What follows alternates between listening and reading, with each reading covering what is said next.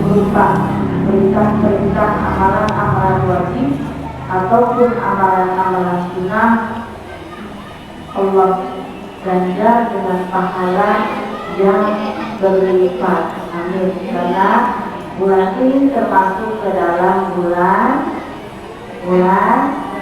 Haram. Minggu lalu ke dalam bulan Haram. Bulannya ulangi, bulan Haram ada berapa? 4. Yang pertama Dzul Qa'dah, yang kedua Dzul Hijjah, yang ketiga Muharram, yang keempat Rajab. Alhamdulillah. Jadi sepertinya setiap minggu harus diingatkan ya. Kemudian bulan di dalam Islam disebut dengan bulan Hijjah. Ada berapa bulan? 12 bulan. Yuk, 1.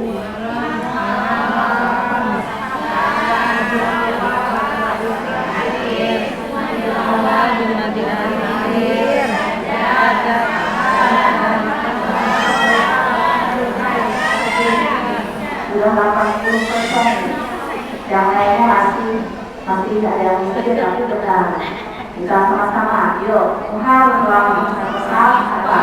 Rabiul Awwal, Rabiul Akhir, Jumadil Akhir, Rajab, Sya'ban, Ramadan, Syawal, Dzulqa'dah, Dzulhijjah. Alhamdulillah. Yang belum hafal boleh buat pakai boleh. Waalaikumsalam.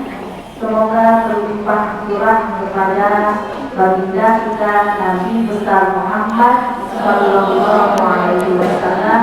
Semoga di yaumil akhir nanti kita diaku, kita dipanggil oleh Nabi, kita dikenal oleh Nabi sebagai umatnya Nabi Muhammad Sallallahu Alaihi Wasallam. Karena nanti di akhirat nanti Nabi Muhammad akan menunggu umatnya semua masuk surga. Ketika masih ada yang bersisa ditunggu oleh Nabi Muhammad, saking cintanya Nabi Muhammad kepada umatnya. Nabi Muhammad saja begitu cinta kepada umatnya. Bagaimana dengan kita? Oleh karena itu, mari sama-sama kita hidupkan sunnahnya Nabi. Apa sunnahnya Nabi? Banyak. Apa saja? Sholawat. Apa saja? Apa lagi? Puasa sunnah. Apa lagi? Sholat sunnah. Apa lagi? Yang sunnah yang ada di dalam Al-Hadis. Bapak Ibu, hari ini kita lanjut materi minggu yang lalu. Sebelum kita lanjut, Ibu boleh lihat di papan tulis Ibu silakan buka surat An-Nisa ayat 34. Buka An-Nisa kan?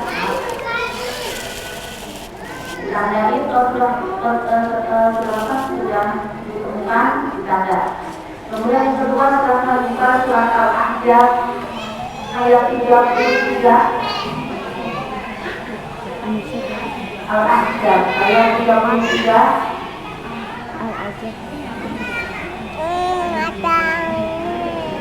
Yang ketiga surat Al-Hujurat ayat perempuan bisa dikatakan dalam Al-Quran itu di surat An-Nisa. Apa artinya An-Nisa? Perempuan, tidak hanya perempuan. Kalau perempuan satu apa? Mar'ah perempuan, Mir'ah kaca. Makanya perempuan itu laksana.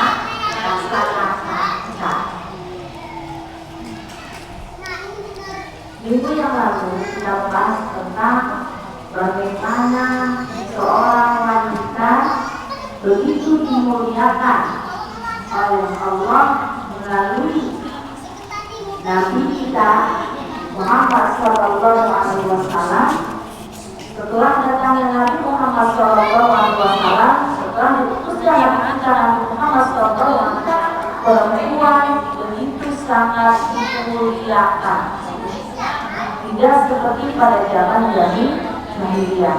Begitu banyak keistimewaan perempuan, begitu banyak hadis yang menunjukkan bahwa perempuan itu adalah sangat dimuliakan di dalam agama Islam, termasuk di antaranya. Supaya apa yang saya Bu? Kemuliaan perempuan itu ada surga di telapak kaki ibu, kemudian kedudukannya lebih berapa kita? Ibumu baru ayahmu. Kemudian perempuan juga saking dimuliakannya seorang ibu, ketika si anak mengatakan saja itu sudah termasuk dosa. Dia berikan dalam firman Allah dalam Al-Quran surat Al-Ahzab. Bismillahirrahmanirrahim. Wa qadara rabbuka alla ta'budu illa iyyahu wa bil walidayni ihsana. Imma yablughanna indakal kibara ahaduhuma aw kilahuma wala tahuma qawlan karima. Pada orang tua, pada seorang ibu, perhatikan dalam Al-Quran harus hormat, harus patuh, harus menyayangi. Hanya dengan kata-kata saja, tidak banyak cuma dengan harus dengan mungkin dengan pada hal-hal yang baik. Kenapa surga itu adanya di bawah telapak kaki ibu. Bersyukur kita sebagai seorang perempuan. Tapi sekali lagi kemarin kita bahas juga, jangan lalai, jangan kepedean. Karena terpanjang yang orang perempuan itu adalah istimewa, perempuan A, B, C, D, kemuliaannya banyak di banyak dalam al-hadis dari Al-Quran. Kemudian seorang wanita tahu pede bahwa dirinya akan masuk surga. Akhirnya apa? Lalai. Banyak dari wanita-wanita yang lalai. Ketika kita mengatakan bahwa ketika kita belajar, ketika kita mendengar bahwa banyak kemuliaan pada wanita, banyak hal yang spesial di wanita, banyak pahala-pahala yang diberikan kepada wanita, jangan lalai. Lihat, ada dua hadis tentang apa? Bahwa wanita atau setengah lebih dari penduduk neraka itu adalah perempuan. Coba kita bahas kenapa perempuan ada atau banyak di dalam neraka. Yang pertama, kenapa? Ya, purnal akhir, ya purnal insan. Apa Bu? Yang pertama, banyak yang kufur, banyak yang tidak bersyukur kepada siapa? Kepada suami. Yang kedua, banyak yang kufur. Kufur itu bukan kafir. Kufur itu lebih ke tidak bersyukur. Dia kufur terhadap kebaikan, baik itu kebaikan suami ataupun kebaikan orang lain. Banyak mencela, banyak menghina. Ini yang kemudian dari sekian banyak pahala yang diberikan oleh Allah kepada seorang perempuan, tapi hilang karena beberapa hal ini. Karena dia kufur terhadap suami dan dia juga kufur terhadap kebaikan suami atau kebaikan orang lain. Dia banyak mencela, padahal banyak kebaikan yang diberikan oleh orang hilang begitu saja dengan keburukan yang hanya satu keburukan. Betul Bu?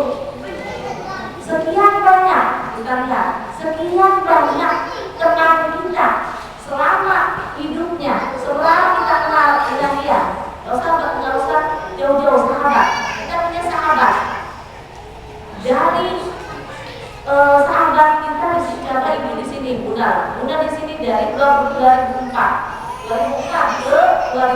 20, 16. Persahabatan selama 16. Ada satu kejahatan yang dilakukan, satu kejelekan yang dilakukan oleh sahabat.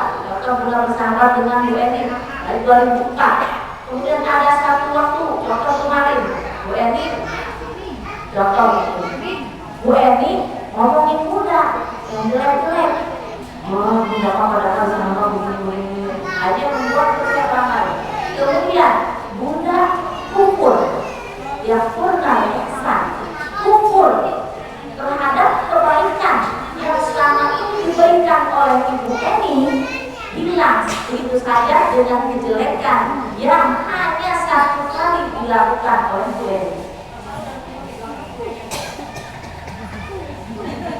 Jadi soalnya seperti itu, kemudian sama halnya dengan suami. Suami sudah begitu baik, sekian lama ada satu kesalahan, tapi itu apa lebih besar? Tapi cuma satu kan yang paling patah, dia sibuk apa? Dia suka dengan wanita lain, dia tergoda oleh wanita lain. Kemudian minta maaf. Setelah minta maaf, oke, karena perempuan itu sudah memaafkan, tapi bilang harus sulit menghilangkan bekasnya. Nah, padahal kebaikannya banyak, tapi hanya satu keburukan saja hilang begitu saja. Ini wanita atau perempuan yang sulit masuk ke dalam surganya Allah Subhanahu wa Ta'ala. Tadi perempuan ini sulit. Perempuan ini yang banyak masuk ke neraka karena hal seperti ini. Tadi apa pertama? Kufur kepada suami. Yang kedua, kufur kepada kebaikan suami dan kebaikan orang yang ada di sini. Di antaranya kan banyak mencelah. Kita lanjutkan. Kemarin sudah bahwa perempuan itu banyak masuk ke dalam rahmat Allah Subhanahu wa Ta'ala. Tapi akan kemudiannya ada beberapa hadis juga yang mengatakan bahwa perempuan juga banyak yang di dalam surganya Allah Subhanahu wa Ta'ala. Karena memang penduduk bumi itu banyak dari perempuan. Nah, dalam Al-Quran jelaskan bahwa ada beberapa ada menjelaskan beberapa ciri wanita penghuni surga. Jadi tema kita hari ini adalah ciri tanda wanita atau perempuan penghuni surganya Allah Subhanahu wa Ta'ala. Jadi yang mana? Jangan merasa kayaknya nanti kita bahas.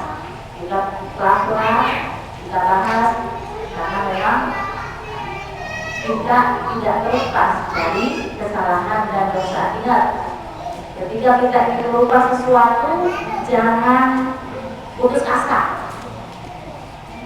La tayasu, janganlah berputus asa. Min rahmatillah, dari rahmat Allah. Kalau kita sedang berbuat dosa, maksud saya, ketika berbuat dosa, jangan berputus asa. Kenapa? Karena itu jadi mau mohon ampun aja orang itu banyak dosanya. Kayaknya mau banyak cinta sama Allah, ya Allah pengen ini mampu.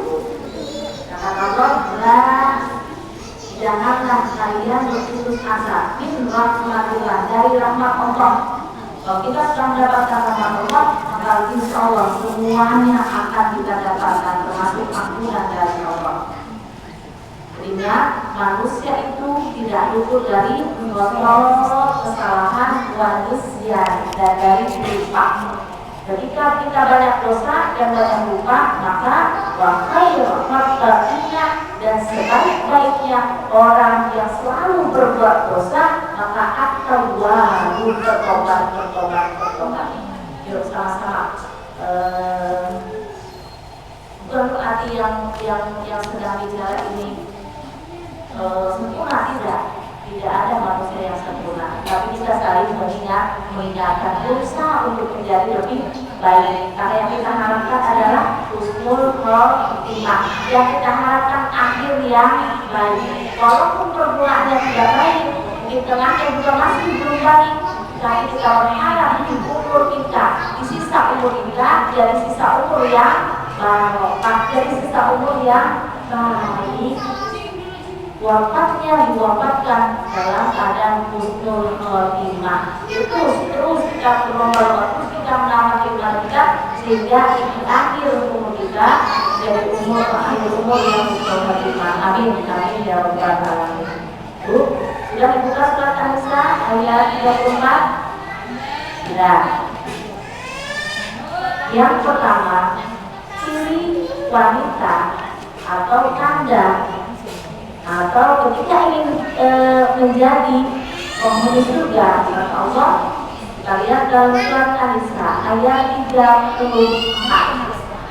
Silakan dibaca.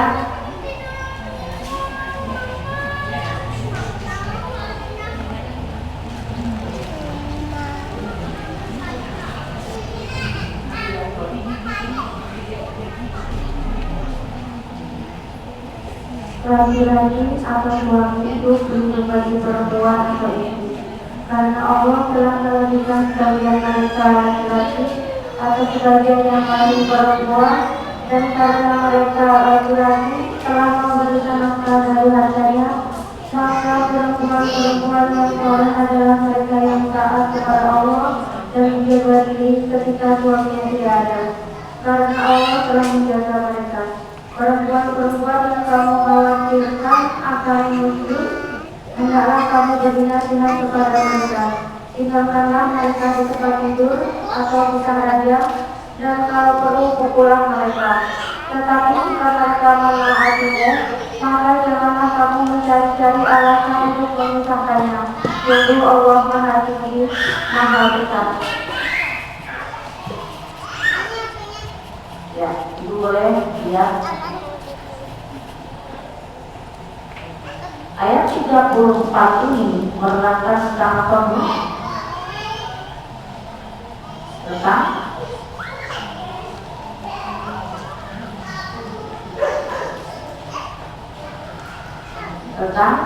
ya, wanita di situ ada laki-lakinya, ada di sini laki-lakinya apa? Suami. Laki-laki atau suami itu pelindung bagi perempuan, karena Allah telah melebihkan sebagian mereka atas sebagian lainnya atau perempuan, dan karena mereka telah memberikan nafkah dari hartanya, maka perempuan-perempuan yang saleh adalah, nah di sini kita penekatannya bahwa ketika kita menikah, maka pemimpinnya adalah suami kita. Mau seperti apapun, itu adalah pemimpin kita. Kemudian ditekankan di sini fasolihat. Nah, siapa? Fasolihat qanitatu hafidhatul lil ghaib. Fasolihat, istri atau perempuan yang solihah itu yang seperti apa? Ini, mereka yang taat kepada Allah dan menjaga diri ketika suaminya tidak ada. Maksudnya apa? Nah, ciri wanita soleh, ciri wanita atau perempuan penghuni surga, yang pertama tentu wanita yang taat kepada Allah. Taat kepada Allah berarti melaksanakan perintah Allah. Perintah Allah yang wajib apa? Sholat, apalagi? Puasa, apalagi? Zakat. Nah, sudah jelas kemarin disampaikan bahwa ketika perempuan atau wanita idza sholat al-mar'ah khamsaha, apabila seorang perempuan melaksanakan sholat 5 waktu, kemudian washolat syahroha, dia puasa Ramadan, kemudian apalagi wahafidhah farjaha, dan wahafidot menjaga kehormatannya dari orang lain, wa aqa'at zaujaha dan taat kepada suaminya, maka ilaha dikatakan kepadanya yaumal qiyamah pada hari kiamat, udkhulil jannah, silakan kamu masuk surga min haitsu syi'ta. Jadi ketika kita taat kepada Allah berikut taat kepada suami, dalam hal apapun, dalam hal atau ketika suami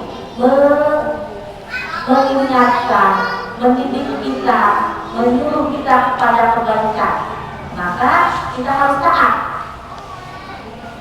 Ketika suami kita tidak membawa kita kepada kebaikan atau menyuruh kita kepada hal-hal yang tidak baik, maka perlu ditaati tidak perlu. Ketika suami kita contoh, suami kita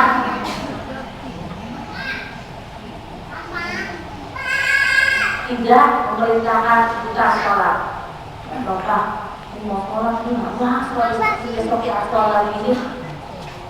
Nah ini taat tidak? Tidak. Berarti jangan ikutin. Tapi seandainya ada suami ini,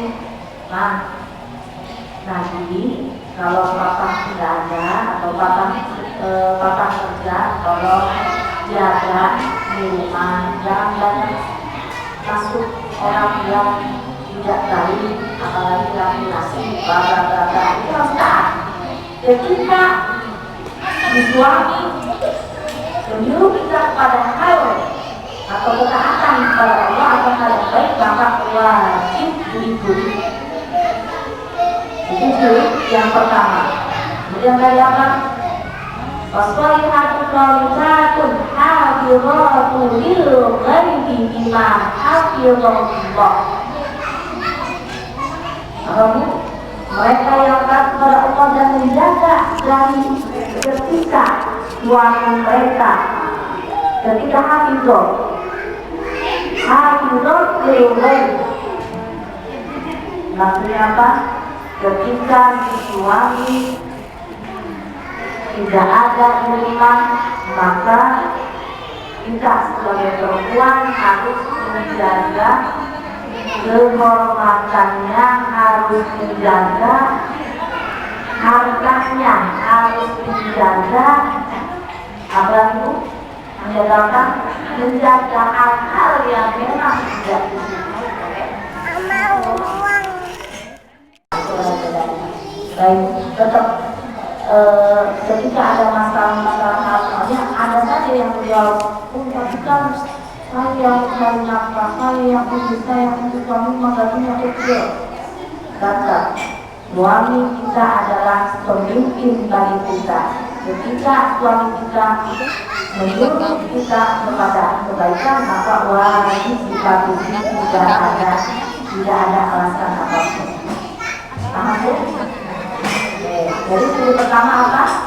Taat kepada Allah, termasuk taat kepada suami dan menjaga. Kemudian yang kedua, ciri wanita penghuni surga itu senang berada di rumah, lebih senang menetap di rumah, lebih aman menetap di rumah.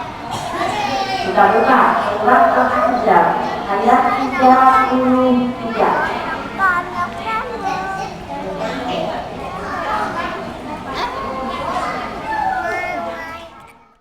Kamu berhias dan bertingkah laku seperti orang-orang jahiliyah dahulu, dan laksanakanlah sholat, tunaikanlah zakat, dan taatilah Allah dan Rasulnya.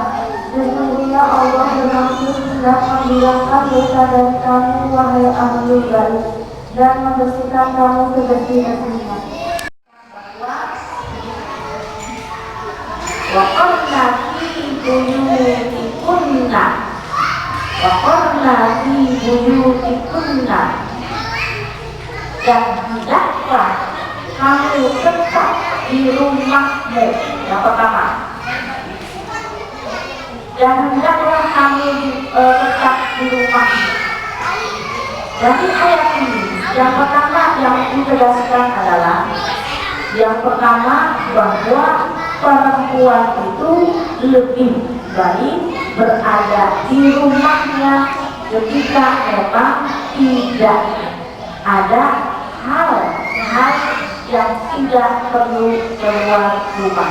Bukan berarti perempuan tidak boleh rumah. Ini banyak penafsiran, ini banyak. Ada 3 penafsiran. Kalau dalam itu kalau mengingat dalam satu lingkungan ada satu keluarga atau ada seorang ibu yang belum keluar, nggak pernah keluar. Benar Bu? Ada di lingkungan ada yang nggak pernah keluar? Ada. Kenapa? Karena memang ada 3 pendapat. Pendapat pertama, dia memang hanya melihat langsung keluar saja. Kalau perempuan nggak boleh keluar. Kemudian ada lagi penafsiran lain.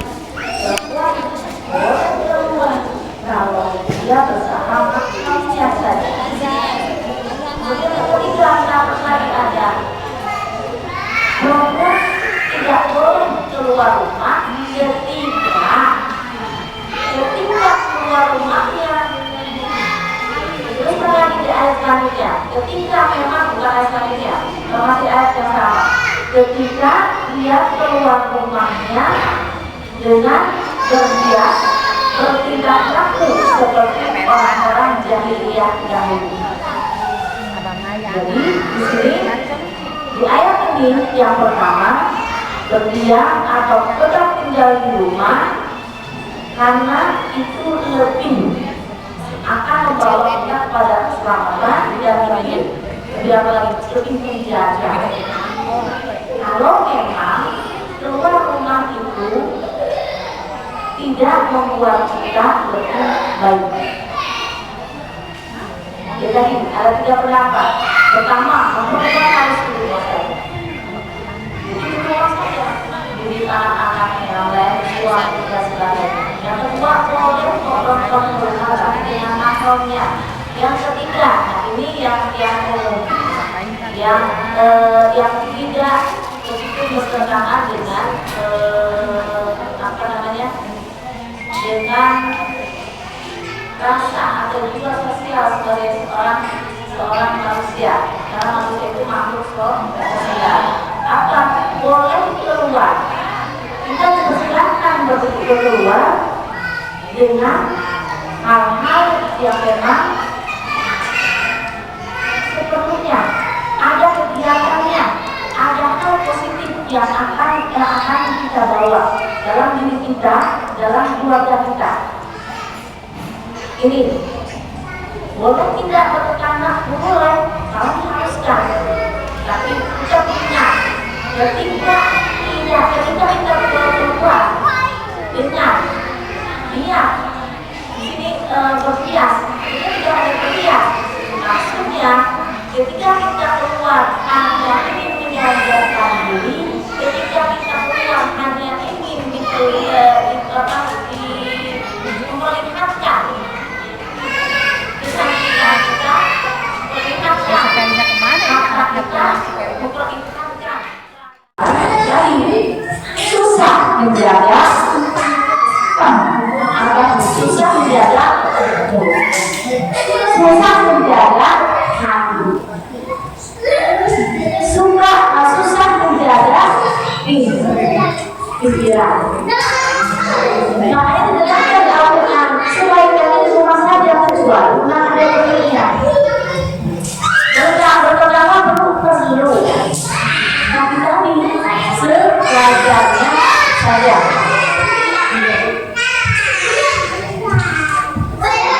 Kita nulis dengan anak-anak ibu, anak-anak juga perempuan.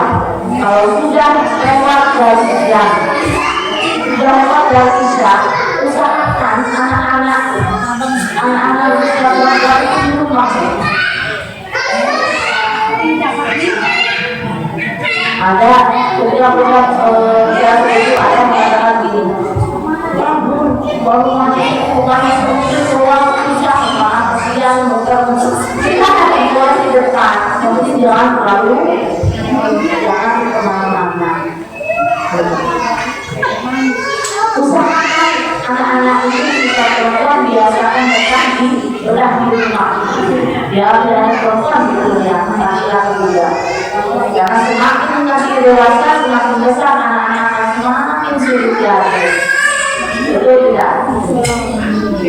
Kamu terbiasa dari kecil, biasakan si anak itu.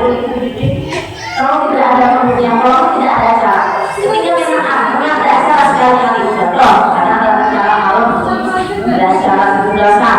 Kalau tidak silakan, memang tepat waktunya tepat, kemudian tempatnya pas, kemudian ada pengakuan, menghalau di musola, anak boleh jalan, kemudian ada acara mereka jatuh, suara sekali dan sekarang ya alhamdulillah kebersamaan mereka di meja satu ada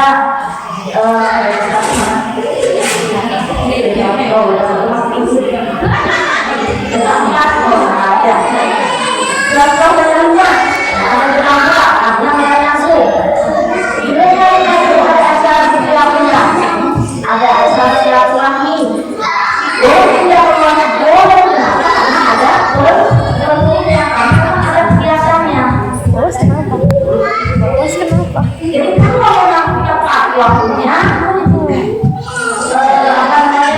berkatnya juga contoh ngadain pelatihan senam di sekolah tepat tepatnya dan bertakwalah kepada Allah, sungguh Allah Maha penerima tobat Maha penyayang. Jelas ya.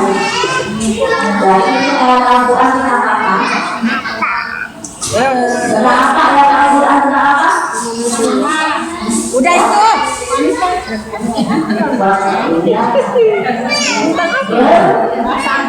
Berbudi, berbidah, berprasangka, yang ngomong bukan benda, yang ngomong bukan lagi hadis, tapi Al-Quran langsung di dalam surat ayat 12 itu boleh dilihat. Di ayat ini menjelaskan bahwa yang pertama jauhilah apa? Prasangka buruk. Lalu berusaha untuk berpositif tinggi. Ini positif tinggi. Apa ya? Berpikir positif. Jangan selalu berprasangka buruk. Jadi kemarin secara bulan ada berapa alasan untuk agar kita tidak berprasangka buruk pada orang lain? Ada 70. Kata Syekh, kata para ulama, ketika kita ingin berprasangka buruk terhadap orang lain, maka buatlah 70 alasan. Kalau ada 70 alasan, silahkan prasangka. Contohnya apa? Tadi itu sakit. Hah? Iya. Kenapa sih jadi jangan terus? Oh enggak, dia lagi sakit. Kenapa tapi juga ada katanya? Saya rasa lagi ada pertama lagi sakit mungkin. Kemudian enggak masa yang saya lihat. Dia rasa oh mungkin anaknya rewel. Dua. Oh enggak anaknya dia anaknya benar. Mungkin lagi yang kurang biasa. Jadi sehingga ketika kita berprasangka buruk terhadap orang lain, maka kalau itu alasan apa dulu? Kalau dulu ya prasangka buruk. Kemudian sudah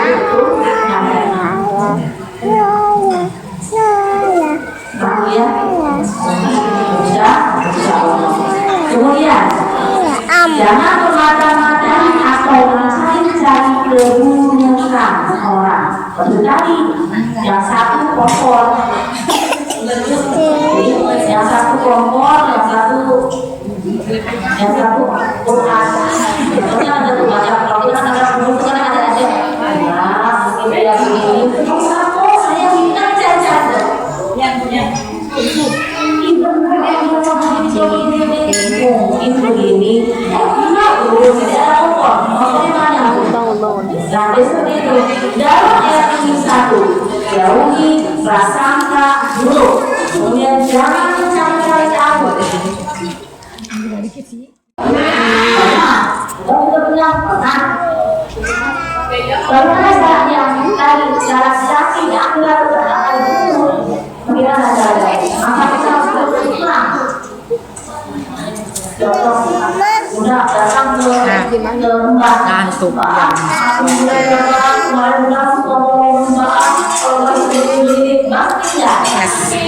Es sebenarnya kayaknya si Peri dibawain duit 200 pulang deh, tetap malam lagi gitu. Sakiti orang yang karena dia tahu dari orang lain, maka minta maaf. Contoh kita ngobrolin, tadi kita ngobrolin Bayani punya gairah. Kemudian Bayani tahu kalau itu salah, maka beliau punya kewajiban untuk minta maaf ke Bayani. Bagaimana kalau tidak tahu, orang itu tidak tahu kamu kita ini mau tobat, kalau kita khawatir nanti dia akan ditutup. Antara Bang Ai. Apa akan kita datang orangnya terus terang.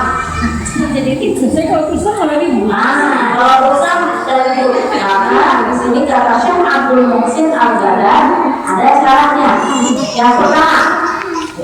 Yang pertama caranya bertobat dari riba tanpa harus meminta maaf ke orangnya. Kalau orang tidak tahu, kalau orangnya tahu, maka kita langsung minta maaf. Masalah maaf atau dia tidak itu urusannya dengan Allah. Tapi tidak ikhlas dari arah kita maaf. Tapi kalau kamu Allah bisa menghina sama orang tidak tahu lagi, kita nggak usah buka aib kita karena Allah sudah tutup dengan sangat bahwa begitu baiknya Allah, begitu sayangnya Allah, kita ditutupin aibnya oleh Allah, jangan dibuka.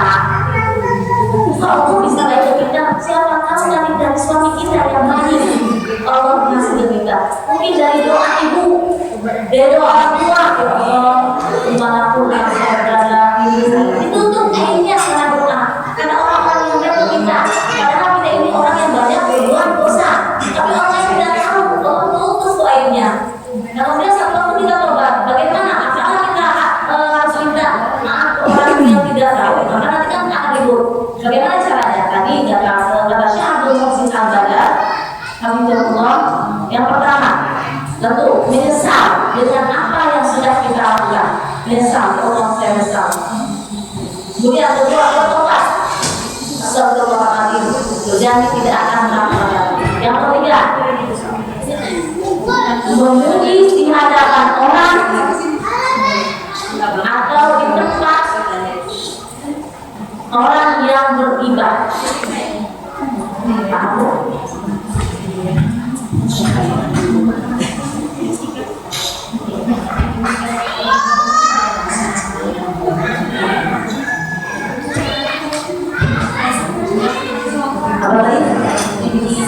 Memuji di hadapan orang atau di hadapan majelis atau di hadapan tempat orang yang beribah. Kita bertobat dulu. Jadi maksudnya apa?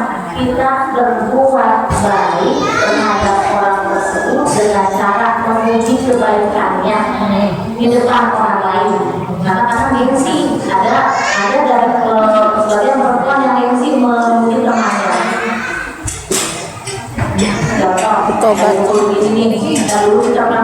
Nomor 1, menyesal telah apa yang diperbuat. Puji dia, kita ngobrol, tapi jangan nanti puji di depan, di belakangnya, apa namanya di belakang ngomongnya. Nah, jadi kan kita bertobat nih, ya bertobat, kita diampuni, maka ampuni orangnya. Allah